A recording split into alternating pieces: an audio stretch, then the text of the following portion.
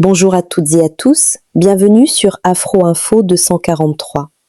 Merci de nous faire confiance et de nous compter parmi les vôtres. Votre soutien, vos likes, vos partages et vos commentaires nous encouragent chaque jour à vous informer. Nous ouvrons cette édition avec une information en provenance de Muhuzi, dans le territoire de Mwenga, au sud Kivu. Selon les informations parvenues à notre rédaction, les hommes du général Roma Rondois ont poursuivi leurs opérations dimanche 12 juillet 2026 contre les agresseurs rwandais dans cette zone. Au cours des affrontements, un élément présenté comme appartenant au RDF aurait été capturé après s'être retrouvé désorienté en direction de Kipupu, toujours dans le territoire de Mwenga, sous la pression des combats. D'après les mêmes sources, cet homme capturé sera acheminé à Uvira pour des interrogatoires. Son image présentée est également parvenue à notre rédaction. Bon avant-midi, Afro Info. C'est juste vous informer que la journée d'hier dimanche, le 12/7/2026, le général Roma Rondois ne cesse de frapper fort les agresseurs rwandais à Muhuzi. Pendant leur fuite à Muhuzi, lors de récents combats, Roma a capturé un autre RDF qui avait été désorienté le chemin vers Kipupu suite à la pression des faits. Nous avons cet otage à notre disposition. Il sera acheminé à Uvira pour des interrogations. Voilà même son image. Afro Info 243 continue de suivre l'évolution de la situation et vous tiendra informé des prochains développements.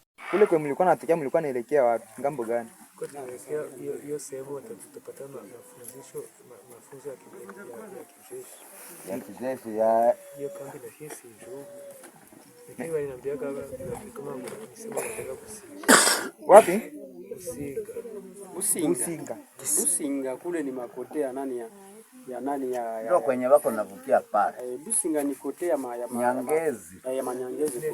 Nilikula sehemu ile Businga. Ni kilima ya Nyangezi moyo. Businga ndio Nyangezi. Anatoka Kamanyola.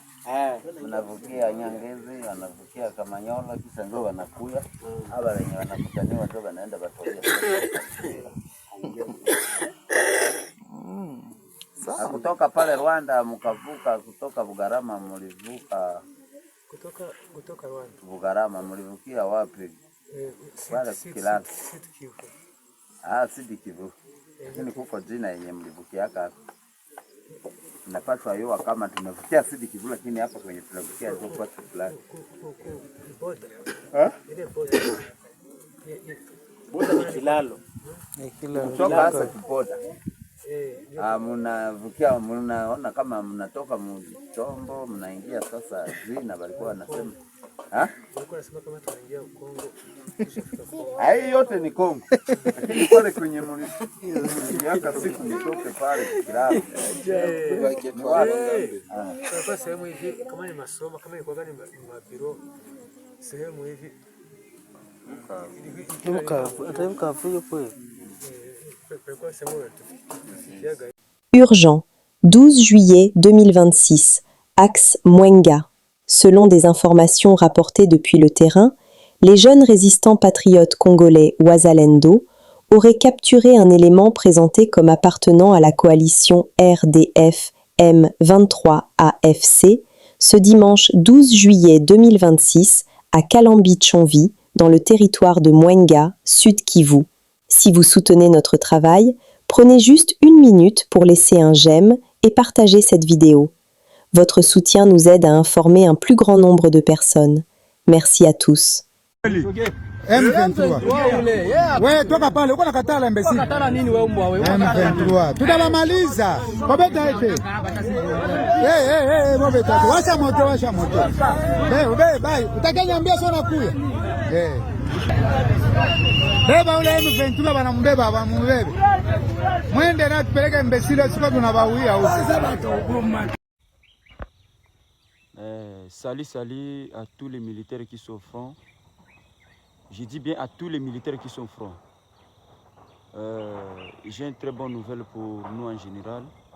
Nous avons un petit message que nous allons partager avec Baïké. Ils ont communiqué officiel à propos de la vidéo, la photo, la position initiale. La position initiale. Quand photo ou vidéo. Ils ont déjà interdit, lobeli déjà ngo oyo bakozoaye bakokangaye. Oko kaka komeka suko kanga suba photo na ba position bakangiye. Nde yango na message oyo na yekoloba. Siko yike yo siko lobini ni pona message oyo bakonzi bapesi. Message ezali koyoka melango pe ko exécuter yango. Exécution safai. Économie de guerre et pillage des minerais.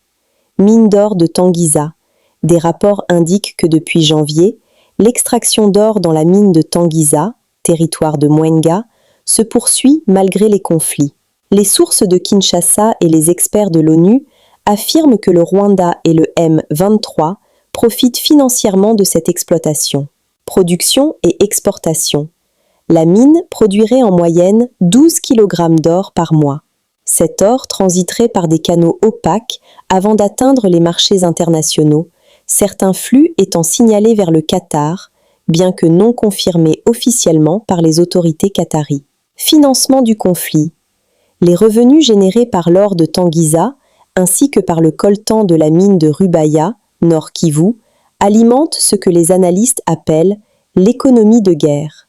Cet argent sert à l'achat d'équipements militaires modernes pour le M23, incluant des drones sophistiqués de fabrication turque et des systèmes de défense anti-aérienne. En RDC, le phénomène Mobondo n'existe plus. Il appartient au passé, affirme Eliezer Ntambwe, ministre délégué chargé des anciens combattants auprès du ministre de la Défense nationale. Si vous soutenez notre travail, prenez juste 1 minute pour laisser un j'aime et partager cette vidéo. Votre soutien nous aide à informer un plus grand nombre de personnes. Merci à tous. N'existe plus. Le phénomène Mobondo appartient au passé. Je sais qu'il y a un leader qui est en brousse. Nous sommes en train de travailler sur sa reddition. Et celui-là n'est pas proche de Kinshasa, il est plus loin. C'est comme j'ai dit aux deux messieurs qui sont venus que c'était un avertissement.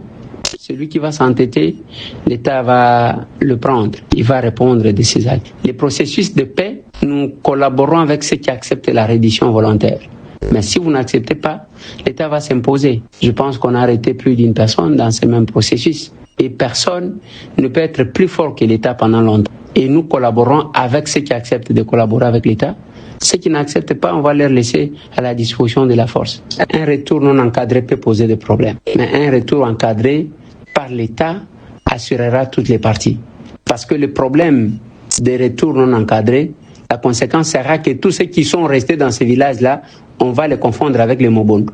Alors que tout le monde n'est pas Mobondo, parce que les retours encadrés, il y a les gens qui occupent des maisons des autres, à qui nous allons demander de libérer, comme vous avez entendu. On donne un petit délai, quelqu'un libère pour se trouver là où il va.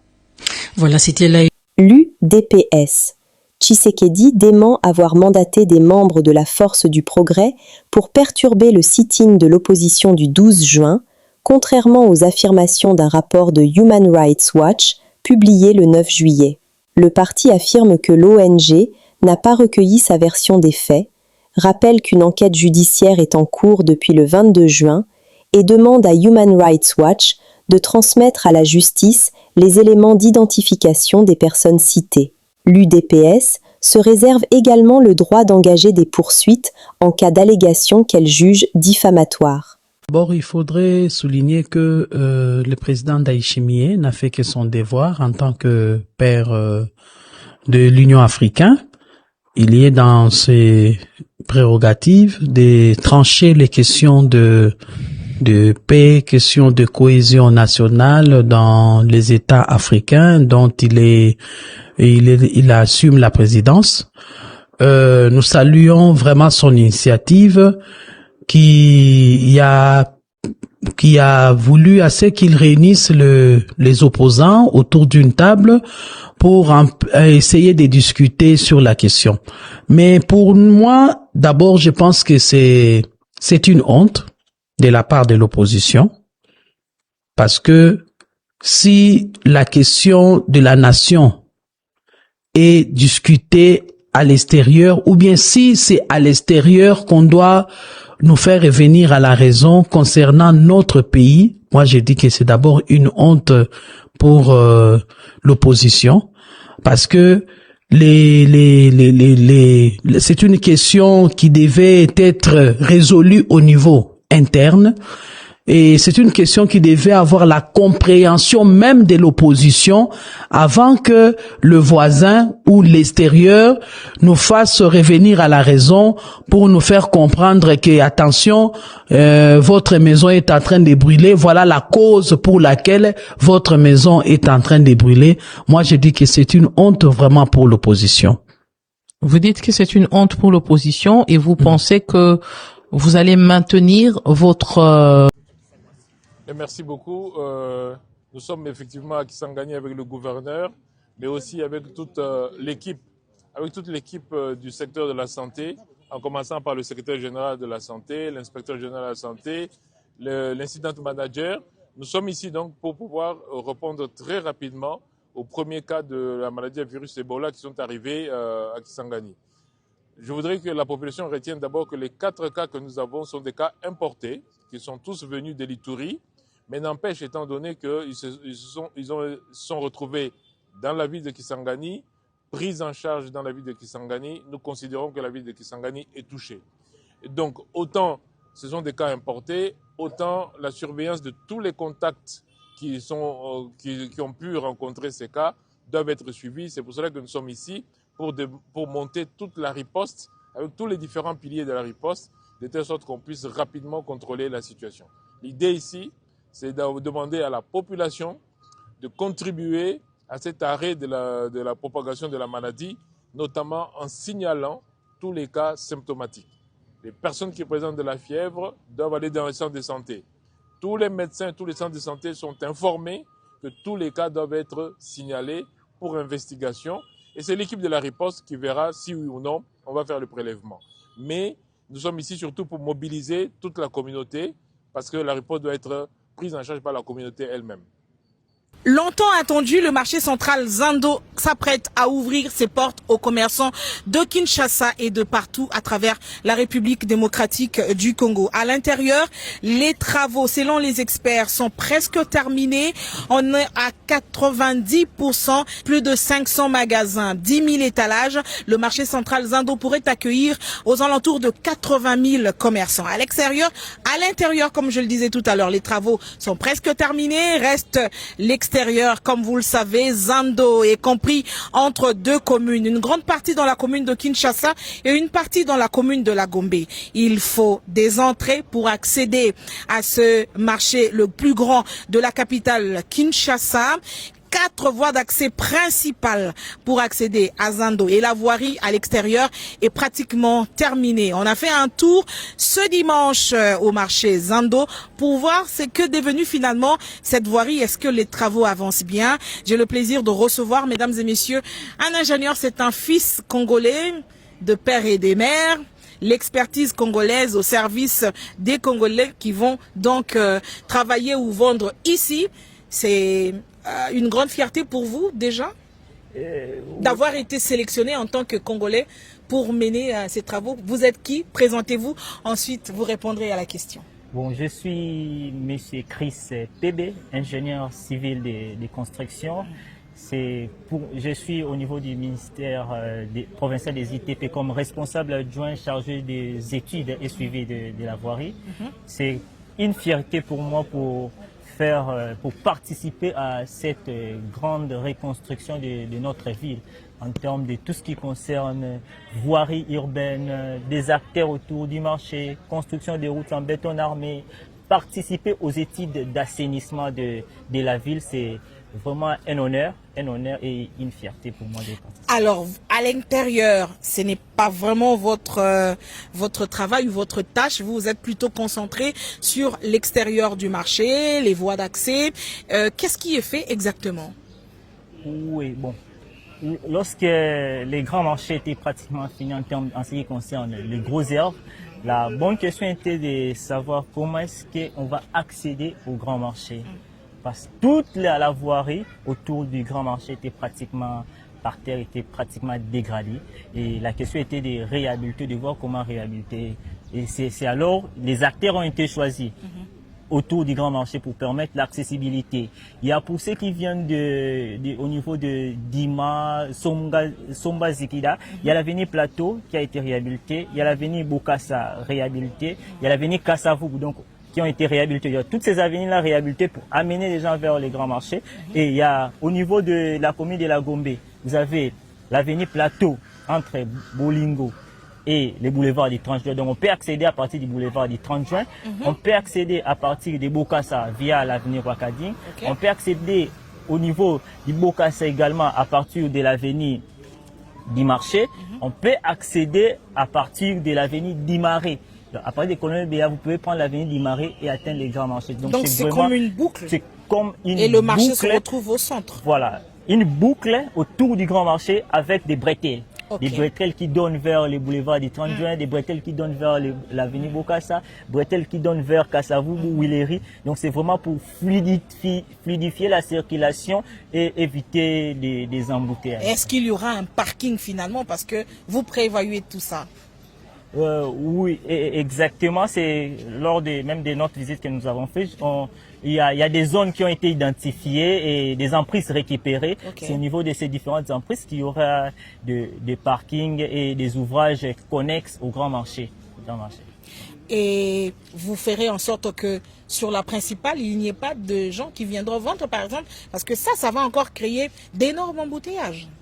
Exactement, exactement. La route est construite pour la circulation des personnes et de leurs biens.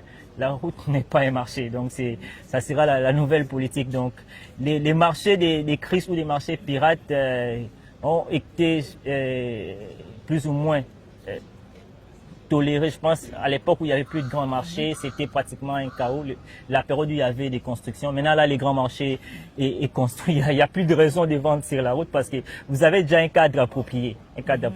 Donc rappelez 4 accès principaux. Oui.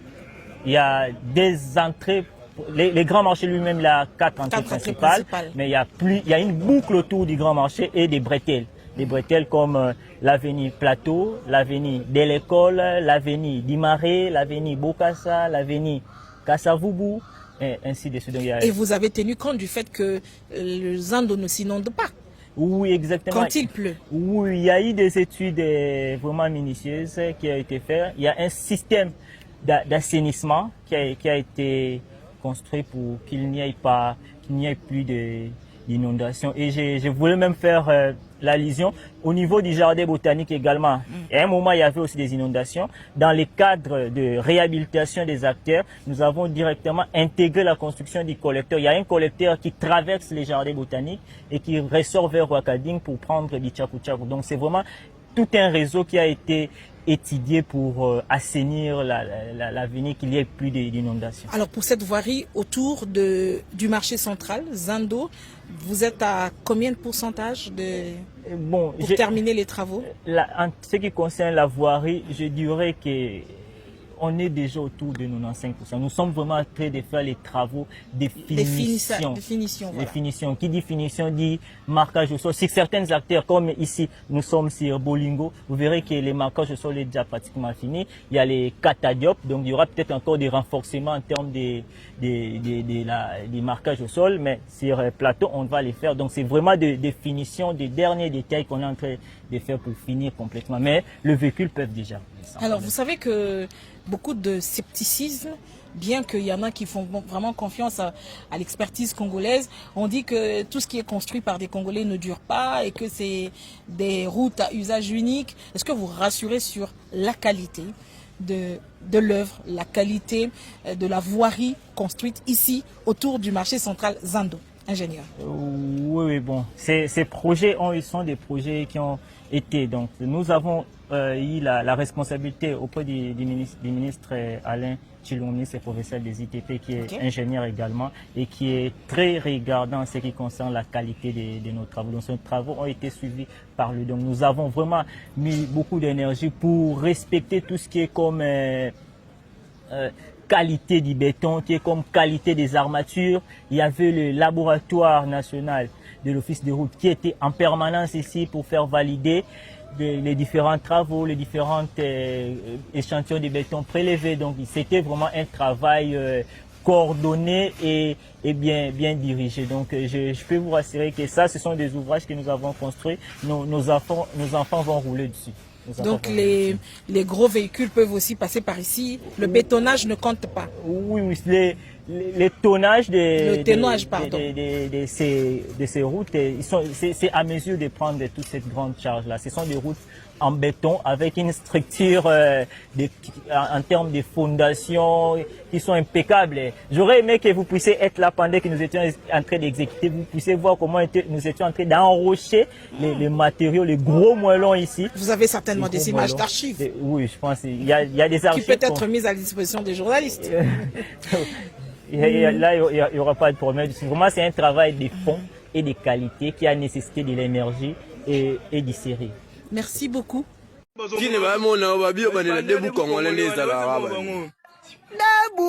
Congolais, bien. Ini palese pour les dépendants.